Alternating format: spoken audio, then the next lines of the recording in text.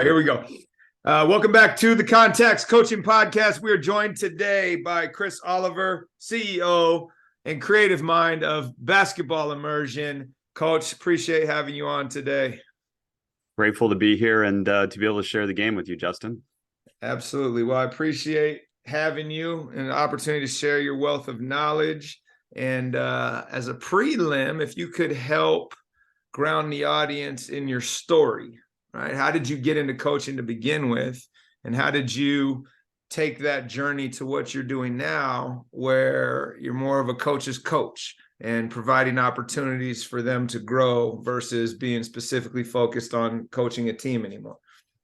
Well, I think like anyone's journey, I mean, part of it's deliberate and intentional, and a lot of it's being open-minded. And then a lot of it is manifesting and truly kind of seeing a future that's a little bit different over the years for me. But, from a very young age, I wanted to coach. I was always aligned with that side of the game of sport, which was that even if I wasn't the best athlete, I could find a way. And what I now know is perceptual and decision-making. I could always find a way to be able to be a bit better because I could see the game a little bit better. I certainly grew up with, Wayne Gretzky in my house playing hockey, in that sense. Anytime I could watch him play, I got that opportunity in Canada to do that. And, the phrasing that always went with that was to be able to see a play ahead. And, he was the epitome of that. And obviously later we had so many kind of references to that in sport. But to me, that was what I thought was my opportunity to be a bit better than I was. And that alignment led me to, university where, I tried to play college basketball, got hurt early in my career, decided to step away and be a normal student, grow my hair, and live that life of a student. And I found that it just wasn't for me. Yeah. It wasn't for me. I mean, I was always goal-oriented. I was always task-oriented. And then I went and volunteered at a local YWCA and started coaching youth basketball and fell in love. And from there, I coached as many teams as possible because I figured, again, there's no limitation on my mind. And, chronological age is one thing, but how many experiences could I put into a year to be able to get beyond my chronological age? Because I was impatient in a lot of ways. So coaching as many teams as I could. And really, I fell into that kind of mindset of like figuring it out and learning by doing. And, I'd coach 6 or 7 teams in a year, and that built knowledge, also built a network. And that led me to do a master's in a what they call is the Sport Institute in Canada, where you do a coaching certification, level 4. And, all that led me into a deeper understanding of skill acquisition and motor learning.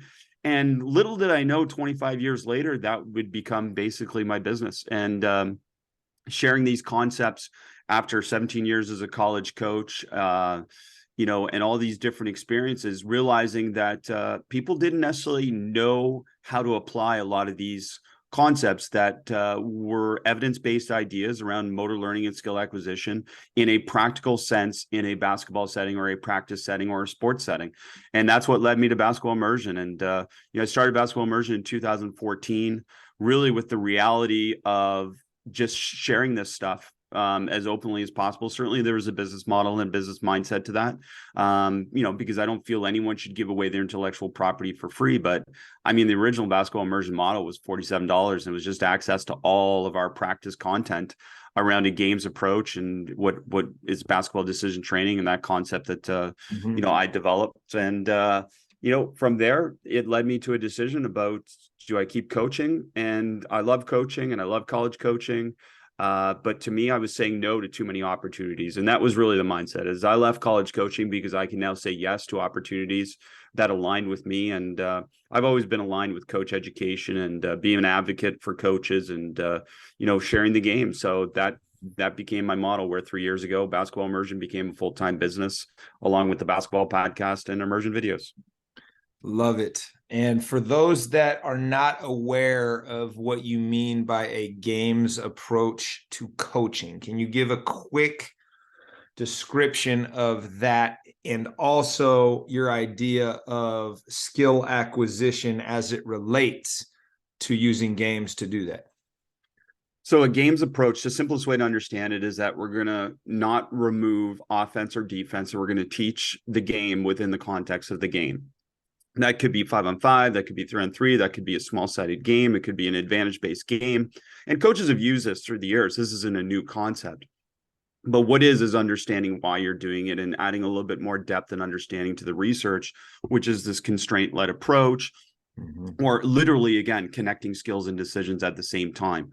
If you ask me, I'm a whole part only if I need it coach. And a lot of coaches get in that debate, whole part, whatever. I'm a whole coach. Like, if we don't need the parts, I don't want to spend time on the parts. And that part of a games approach is something that always aligned with me. Is that, I mean, two reasons. One is there's evidence-based research behind it. Better connects, again, skills and decisions, because players are learning in the context in which they have to apply the skills or decisions in a game. So we're going to practice exactly in a representative environment of the game. So we know that the ideas will connect and transfer for the player. And then the other part of that is obviously athlete enjoyment. If I went through my whole coaching experience, whether it was college or coaching U teams or coaching, high level AAU, whatever it may be, every single player aligned with enjoyment of playing basketball in practice, and not drills, and not necessarily anti-drills, but just they said, okay, what we get to play. If you ask my 9-year-old daughter right now, I tell her sometimes, hey, you plan practice tonight for our under 11 team, and she will start and end with 3-on-3. She wants to play basketball. She wants to play basketball, and she knows the other things are beneficial. But at the end of the day, I know that if I want her to be a motivated player, who wants to work on her game and wants to improve, then I want to connect her with the enjoyment of actually playing basketball in practice. So that's essentially a games approach to basketball. Your second part of your question was? Well, it was the skill acquisition and motor learning piece, but I'll come back to that because you said something that I think I want to drill down on when you talked about constraints. What do those look like in different forms? So you just said you're going to start in with 3-on-3. How would you apply constraints to that game to target the outcomes you're trying to reach? Let's start with an even simpler version. Then I'll come back to 3-on-3. So constraint is simply this, is that I'm doing something to shape learning. So it's essentially, if you want to think about it this way, I'm going to limit something to afford something else. So let's say, Justin, we're going to play one-on-one, but today we are limiting the spin dribble. Nobody's allowed to spin dribble. So you must attack and counter, but your counter can be a behind the back, it can be between the legs, it can be a crossover. So you have possibilities, but we're going to limit something, a spin dribble, because as you move up in levels, you have to learn that a spin dribble has limitations, especially in space and obviously losing vision. So we limit it to afford something else to appear. So maybe someone doesn't use a between the legs dribble as well as they should. Well, then we need to limit certain things, and possibly we could limit all those other things and say you must use a between the legs dribble. So a constraint is a way to be able to coach them within the context of the game, this game's approach, where they play offense versus defense, where they play live and we skip the on-air reps. And we can do that because we're constraining them to focus on one thing or one area. 3-on-3 would be a simple example that maybe we shrink their space and, where the coach stands, they have to play within that space. We call that shrink the floor. So now they're playing in smaller spaces or bigger spaces, and they have to learn how to adjust. That is also a key part of all of this, is that everything that I teach or everything that I drill or everything that I do in a practice, I want to connect it to the principles of play that we value. And one of the most important principles of play is space. So I want our players to understand space. So that would be an example of 3-on-3 with constraint. But we could also have a 3-on-3 constraint of saying, okay, no spin drills. That's a skill development aspect of it. And we can combine those, we can keep them separate. And again, another part that connects with people with constraints is it's basically like eating at the buffet. Is that, Justin, you coach variable levels of players within your practices. So different players can eat at the full buffet and other players can be limited to just salad or just salad and pasta, that type of thing. And, some players can have everything and dessert. And that just speaks to the variable levels of our players. And I never feel that's like deeper into this, but I never feel bad about limiting a player in a sense, because I'm limiting something to afford something. I'm not telling them, hey, you can't do this, because we'll always apply, you can't do this yet, but we're limiting this so it affords you the opportunity to be able to be better and be able to have a better experience playing basketball in this moment, or to be able to develop something so that your future possibilities are better. All right, let me ask a follow-up to that then, because it sounds like this approach affords, to use your word, you to emphasize the values that you're trying to teach within your program, whatever they happen to be conceptually. So, for example, what we traditionally do is we play a lot of run and jump press, and we run up and down on offense. And as we're teaching the press to people that don't have a full understanding of the minutia, they theoretically get the concept, but you're on the ball, then you're dropping off, and you're at the nail, you're the switch man, and they keep going at the wrong time, or they forget to go. And those are the types of things where, you're triggering that off of the dribble. What's your approach for helping people get past that sticking point where it's like they're almost overwhelmed with information, that it's freezing them in the moment versus just react, right? Ball goes sideline, trap it, it comes middle, switch it. It's not that complicated. So one thing is you're already doing it. You're having them learn it in the context of the game, and you could not possibly teach run and jump decision making. And I would argue, this is why I do argue, by the way, that the decision is more important than the skill. Right. Like literally in that example, it's like you and I could give an hour clinic on the technique of running and jumping from a technical standpoint. But what matters more than even their technique is the decision. Yes. And that's what you came back to, is that's what you were trying to teach. So to teach that decision, we have to put them in the context that it happens. Now, here's where you go from there is like, okay, initially I would start with, okay, I'm not limiting anything. I'm just putting them in the situation. I'm going to see who can handle it and who can't handle it. From there, that's going to dictate what I do next, whether it's another segment of practice or it's the next practice. Now I'll be able to evaluate and say, okay, these 5 players need a little bit more attention. These 5 players got it. So what can I do? Well, what I'm going to do is create this situation. And I'm going to create the situation in that exact context and say, okay, now this is the only possibility. You 5 must go automatically every single time. And then what we're going to have is stop, ask questions, and say, okay, so was that a good decision to go at that time? I'm making them go so that they learn when it's good and when it's not, and removing, and this is such an interesting thing. It's almost a contradiction from what I say, but freedom from choice actually improves decision-making, even though I'm 1,000%. Yeah. And I'm the freedom coach. I want them all to play with possibilities. Yeah. But me limiting some of those players to only 2 decisions. Yes. Helps them, and it gives them freedom from choice. So they're still making decisions, but it's only 2 decisions, whereas your other players might be making from 3 or 4 or 5 decisions. Right. Well, on that note, I'm a freedom coach as well. It's why we play the way we do. But to your point, within constraints of what you can eat at the buffet. So basketball is not an equal opportunity scoring game. You might get to touch it, but y'all don't get to shoot it. It's like you're a shooter, you're a driver, you're a ball changer. Coach, what's a ball changer? It means you pass it to the next guy. And to your point, I don't think that is necessarily taking away freedom. You're empowering them to be great at the things they do. How do you tackle that and help both coaches and athletes understand the importance of role definition and messaging of that role definition so they embrace it versus chafing against it? So I agree with you, but I want to go backwards, because where I disagree is that coaches do that from too young an age. Look, I under 14 prepubescence, I want every player, whether they can shoot or not, to be shooting open shots, to be driving to score, to be passing to score, to be cutting to score. I want every player to connect with the fun of playing offense. And I believe in the long run, we'll have much better players on your team and my teams in the future if we connect players at a young age to saying there is no consequence to not being successful. What matters more is the decision, because the decision will stimulate them to want to improve. Skill equals confidence. If they don't get more skilled, they will not have confidence.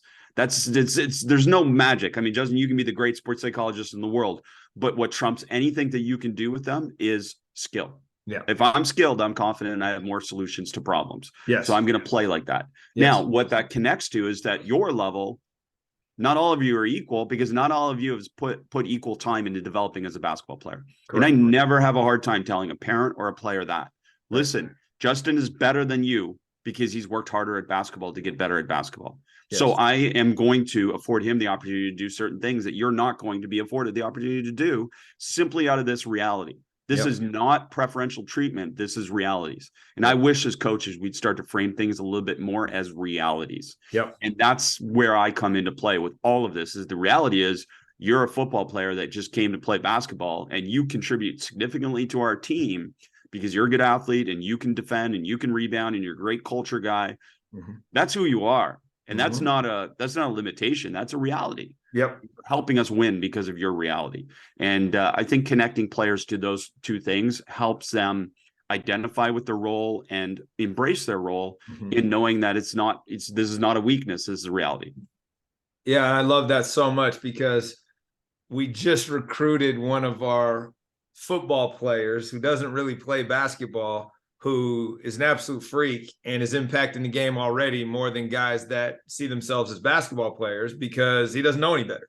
And he's playing with a ton of freedom to just go out there and make plays as an athlete rather than thinking he's in some sort of box. And it actually leads me to a question that goes back to your original intro about watching hockey in the house and Gretzky on the TV, and what you think or what you have observed about the value of cross-disciplinary participation and coaching and watching, and specifically, like, how did your understanding of hockey make you a better player and coach? How are you observing other athletic disciplines improving you? And what have you been able to take from them into your basketball approach that you have found valuable? Well, I would say sports in general, I mean, they connect, obviously, from a mindset perspective, they all connect. Invasion sports like basketball, soccer, hockey, lacrosse, rugby, these invasion type sports all connect because the principles of play are almost all identical. It starts with space on offense and it's taking away space on defense. And so my 9-year-old daughter, who has been to basketball practice with me, I can now speak to her in soccer language without being a soccer expert per se, because the same principles of play apply in soccer. Kick to space, get to space, move it to space, like play in space. All those different things are wonderful things. So for me, my experience growing up playing hockey and soccer, particularly both invasion sports, I mean, no question. I mean, the one good thing about hockey in Canada is very well organized. It's very well coached at a very young age. So the development process is you really get a good understanding of, again, principles of play.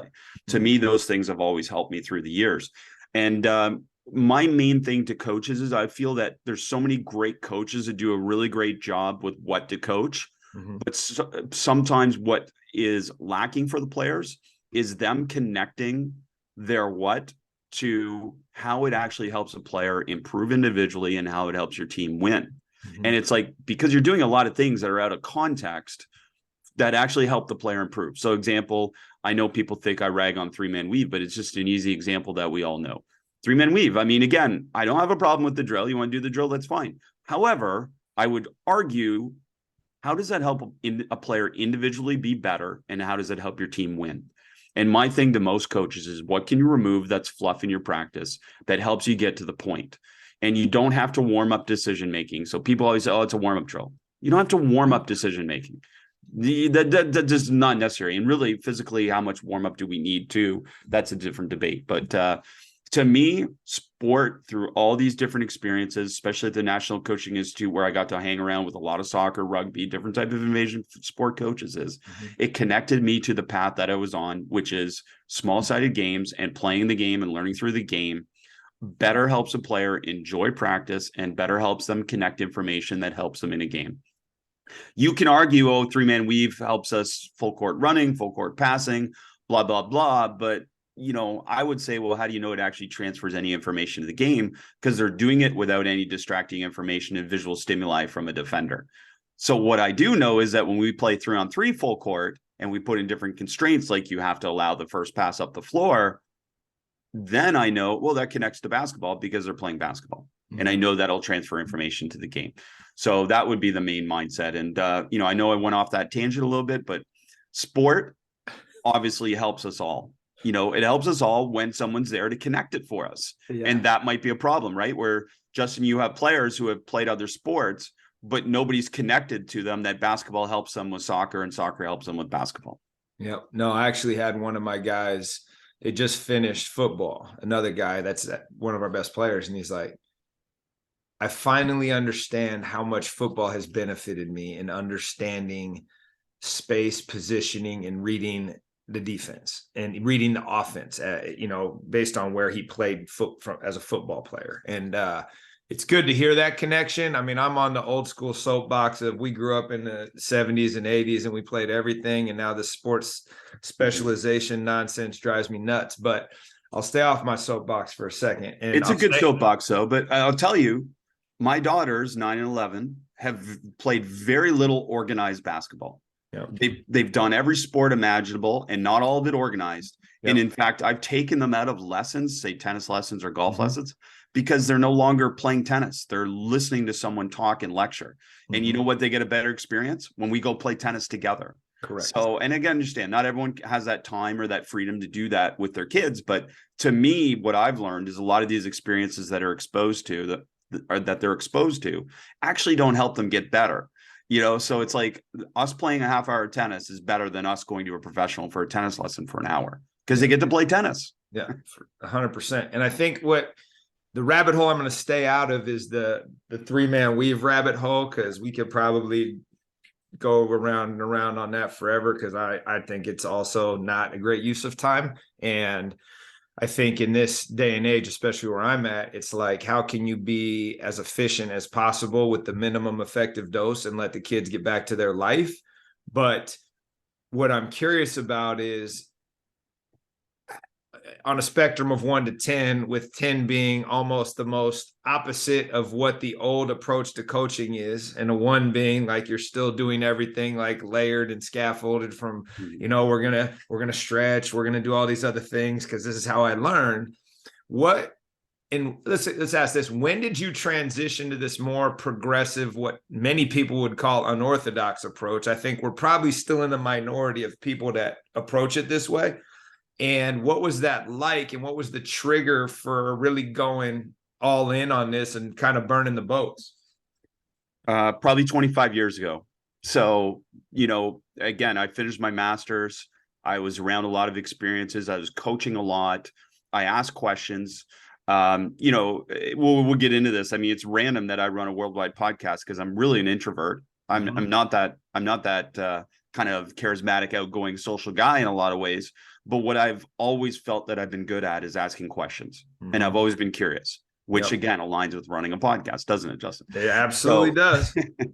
So that's been part of it that, I think at a really young age, I would just ask questions. And I found out, I'm just like, why are we doing that? And this relates back to your 3-man weave point is there a better way is the question I always ask myself. I'll still leave practices and just go, was there a better way? Is there a better way? Yep. Like, is there a way that we could do this that helps our players, improve and helps our team win? And there, sometimes there is, and sometimes there's not, and sometimes we can just do better with what we're doing. But that would be the main part of that, to be able to get them to always think, is there a better way as a coach? And I just think there are. So that period of my life, then I was so fortunate because I got a chance to coach, as I said, 6-7 teams a year until I became a college coach at 28. So from there, I had some losing experiences with a really bad team to start, which also helped ingrain in me, what am I doing? Why am I spending all these steps, as you said, scaffolding, this perfect master plan? How about we play basketball and then we see what we need to get better at? And the game's a teacher, the practice is a teacher. And then that helped me improve that team and get to the point that, in 3 years, we got good enough that I could get another job. That was also a good thing. But, and then I got to coach talent. Yeah. And then I got to see it from the other perspective and just saying, okay, how can I coach talent? And it was the same thing. I mean, basketball helped them get better at basketball. And that aligned with me. Now, where did I realize this was not necessarily a part of coaching? Was when I took a sabbatical year and I traveled the world and I went to, 50 plus practices around the world, NBA, EuroLeague, lower levels, higher levels. And what I thought was kind of like normal wasn't as normal. And there was still a lot of drill based on air repetitions, meaning no defense, 1-on-0 work, all this stuff. And I was like, again, people can win doing that. People can win running 3-man weave. That's not the debate. I mean, talent is talent, and and players can rise above the level of the coaching. We know that as well. So all those things are a part of it, and sometimes those are the anti-debate to what I share. But I'm just saying, well, from an athlete satisfaction perspective and from an evidence-based perspective, just constantly ask, is there a better way? Yeah, no, and I walked out of practice this morning asking that same question. So what I want to go back to is, because that's what you're constantly asking, and because you've had how many episodes at this point in interviews and practices you're watching, and you're constantly evaluating, is there a better way? I usually ask this question, which is, what is something that you have most recently changed your mind on, right? I used to believe this, and now I'm over here, and here's why. And actually, in your case, because you see so much of it and you're constantly doing this, I'd love 2 or 3 things that just in the last year that you've completely pivoted on and gone a different direction. So I would say the best way to explain that is that I believe I've started to do a better job over the last 5 years, especially involved in consulting a little bit more directly with, say, some Division I programs, and where I work with their staffs in marrying old and new. And that's the word I use, is marrying the old and new. Say a coach wants to do a rebounding drill. Well, that would be a great example. Okay. So the 2 parts of that is, one, yes, do the rebounding drill, but don't think the drill is the solution. Drills are not solutions, right? Mm-hmm. Drills are reconnections in my mind. They're things that reconnect players to the fact that, oh, I should be boxing out. Let's say, for a really simple example, a perimeter is a tee up, an interior is a butt box out. Okay, so maybe players aren't doing that in our 5-on-5. Remember, we started with the hole. Yep. And then use the drill to reconnect them, say, hey, guys, this is what should be happening. Here's the decision. If they're coming from the perimeter, tee up. If they're on the inside, butt box out. Mm-hmm. And then from there, create that variability within a drill so that it's a simpler version. And this task simplification. This task simplification is something that I feel that I've married and improved at, because I understand that coaches have a hard time seeing it in 5-on-5. Mm-hmm. And that's something that I've developed through years of experience, right? Yeah. And not every coach has done that. Right. So that would be something that I've done to help coaches, is to understand that there's nothing wrong with doing the drill. Don't ever think that there's anything wrong with doing the drill. I just wouldn't start with the drill. I'd start with the game and then do the drill, and it could be something really simple. Like, we're playing 5-on-5 throughout, a week of practice. And then that 5th practice, I just say, hey, we're not rebounding well enough. So in the middle of 5-on-5, we're going to do the rebounding drill. And then we're going to get back to the 5-on-5. And that would be a way that I've married it, is said, listen, follow feedback with action. Yeah. Right. Justin, you're a really good coach. You give tremendous feedback. Sometimes you and I both give feedback where the players didn't get to follow that wonderful feedback with action. And that's another thing. Summary feedback versus, okay, let's reconnect them, take them out of the 5-on-5, do the rebounding drill, and then get them back in the 5-on-5, and then coach the rebounding. Hey, this is that example. Hey, Bobby, you didn't tee up here, and that gives a perimeter box out. So connect them to the drill, and then connect the drill to the game situation where it helps them be better and helps the team improve. Yeah, no, I love that, because I've actually gotten away from using the word drill purposefully, because because what happens is, like, we're going to do this drill, and then as soon as we start playing again, it all goes out the window. So how do you treat it as a game, as an activity that's still basketball? So one of the big things we were doing recently was this repetitive 2-on-1 conversion back and forth. And it's like the kids are having meltdowns, and it's like, hey, in basketball, when you score the ball, what do you do as a defender? Well, you have to take it out. Okay, it's the same game. Like, we just put some constraints in it. It's the same game. It's absolutely right. It is. And, it's a great way, because that's task simplification for players too. Yeah, no, absolutely. All right. Let me ask this. What have you either actively used and implemented yourself as a coach from another sport into basketball? Or what have you seen done from that lens? Because as the athletic director, I'm often walking around campus looking at what people are doing and going like, oh, we're doing that, even though it might be at tennis practice?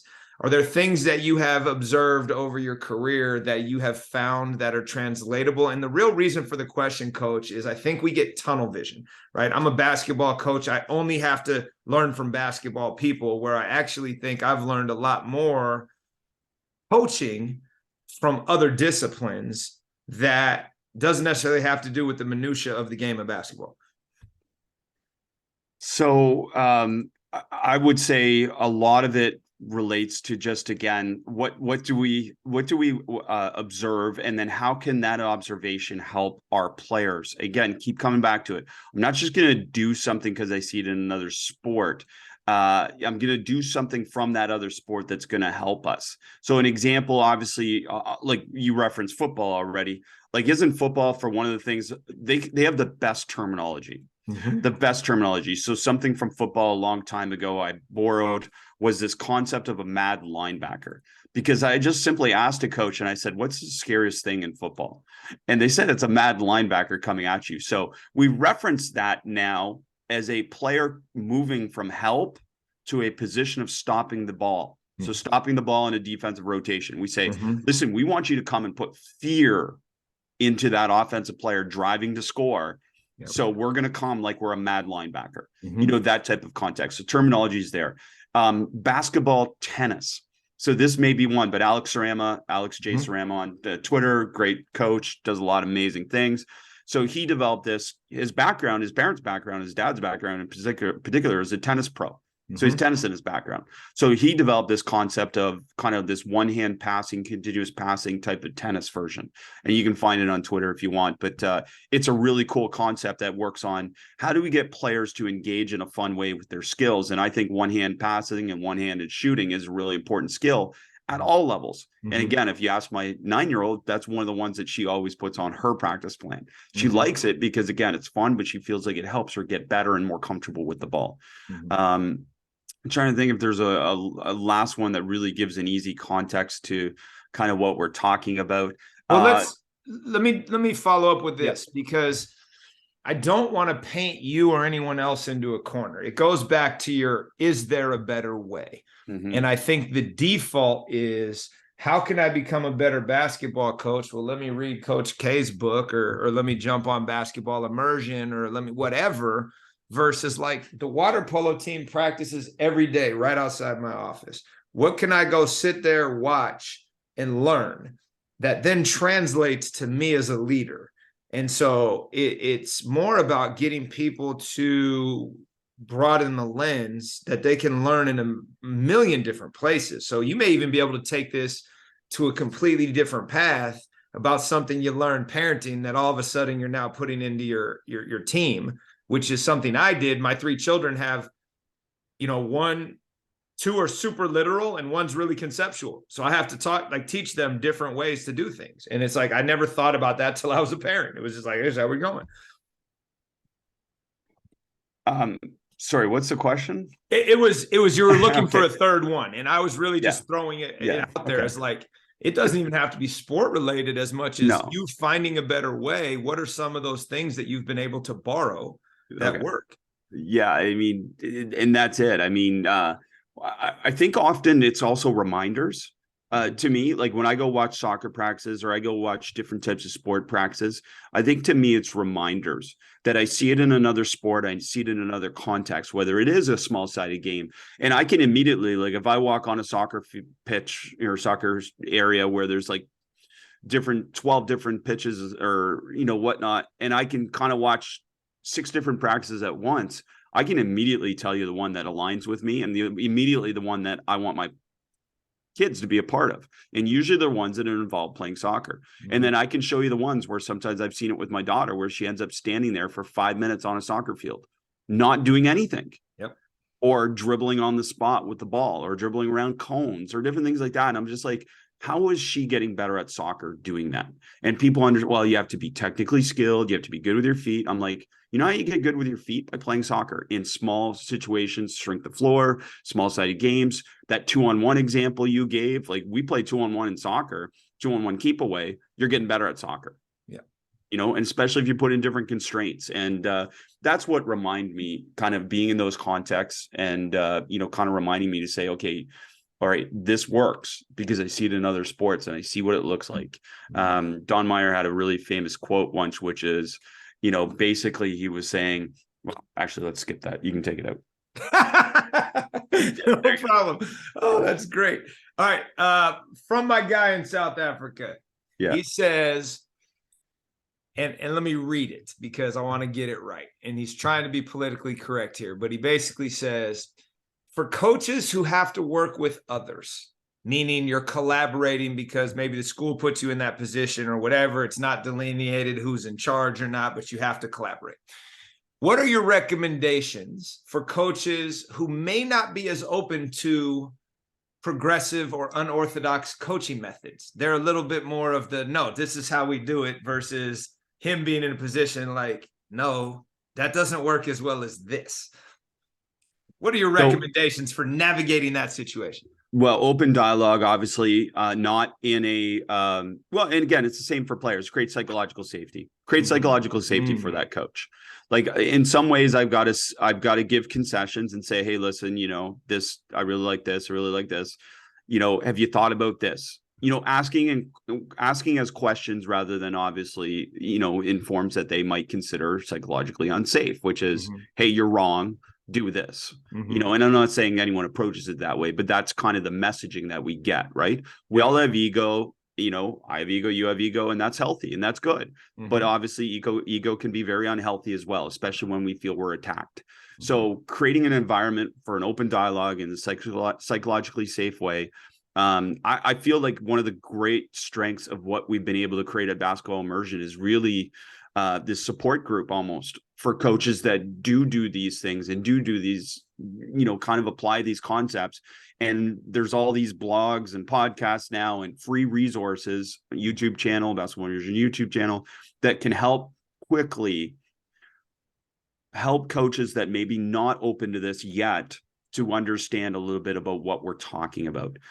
Shoulder game on Basketball Immersion YouTube is a simple example of that. Instead of having someone shoot repetitively over and over from the same spot, or work on driving repetitively from the same spot in an on-air type of situation, shoulder game creates a guided defender that stimulates a decision. So what precedes any shot is a decision in a game.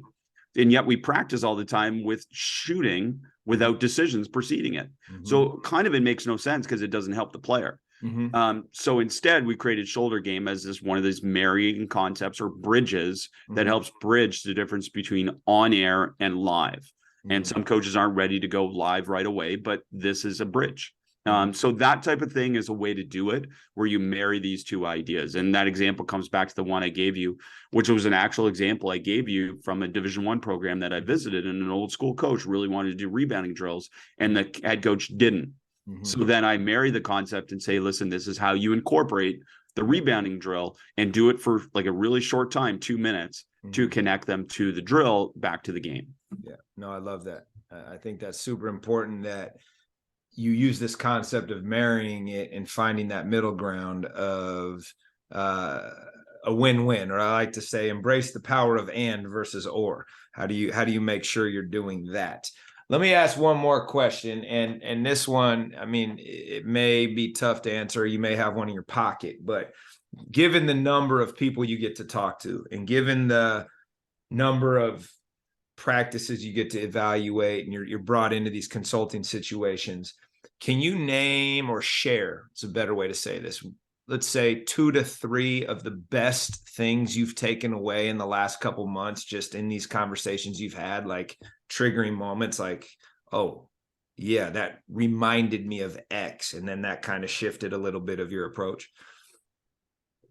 Absolutely. And I'll say one of them, like, again, there's so many conversations, and I'm so blessed. First of all, like, even this conversation will stimulate me to think about different things that I'm like, okay, could I have said that better? Or Justin asked a great question and now makes me think or reconsider. So all these conversations are valid and incredible. So I'm grateful for them. The one thing that I would say is that, like, after having done basically October, where I was at clinics or at practices for, I think, 3 of the weeks of October, different levels. And I would say one thing that stood out is telling a player to play harder gives them no information at all. And I'm seeing this, set a better screen, play harder, and I see these type of words phrasing being used all the time by coaches. And okay, sometimes they're hustle prompts. I get that, like go faster, move faster, blah, blah, blah. But really, we've got to remove a lot of these things from our vocabulary because they don't help a player at all. Yep. Like, again, okay, tell him to play harder. Okay, great. Right. Does he know what that context means? Does he know what playing harder means? Do you mean run hard to the corner because that's your spacing spot and get there as fast as you can? Okay, now give him a time. You should be able to get there in 3 seconds. Mm-hmm. Like, if this is the beautiful thing about analytics, is basically we've learned to quantify everything and give them an idea. And again, the number could be completely made up in your mind, and that's fine. We're just trying to give them context. Can you get from the half court line to the corner in 3 seconds? Right. Okay, then if you're not doing it, you're not playing hard. Right. Okay, every time we want you to rebound, well, you're not rebounding. Well, okay, what does that mean you're not rebounding? What means you didn't box out or you didn't pursue the ball. So give them explicit examples of that. So that would be something that stood out. And having those conversations with coaches and kind of realizing that maybe they're not doing it. If you haven't listened to Lynn Roberts on the basketball podcast, hers was tremendous. 2 things that stood out, and Trisha Collup from Toledo, Lynn Roberts from Utah, both of them talked about it. Trisha Collup was just on this recent podcast. This is tremendous. I don't know why, maybe I wasn't brave enough, but not meeting with your players post game. That to me, like, first of all, parents don't want you to spend a lot of time with your players post game. They want to be around your kids and get them home, and they all have so many things on the go, as you already referenced. But mainly I'm like, what good am I really doing post game? Like, I'm emotional either way, and I'm probably not giving them much information. So maybe the only information we give them is, okay, when's the next practice? What time do you have to be there, or what's happening the next day, or something like that. And basically say to them, hey, listen, we'll come back at the beginning of practice tomorrow. Let's be there 10 minutes early, and we'll go through what we learned, what we can improve at. That type of thing. And I thought that was tremendous. And both of them talked about that and gave some ideas on the podcast about that.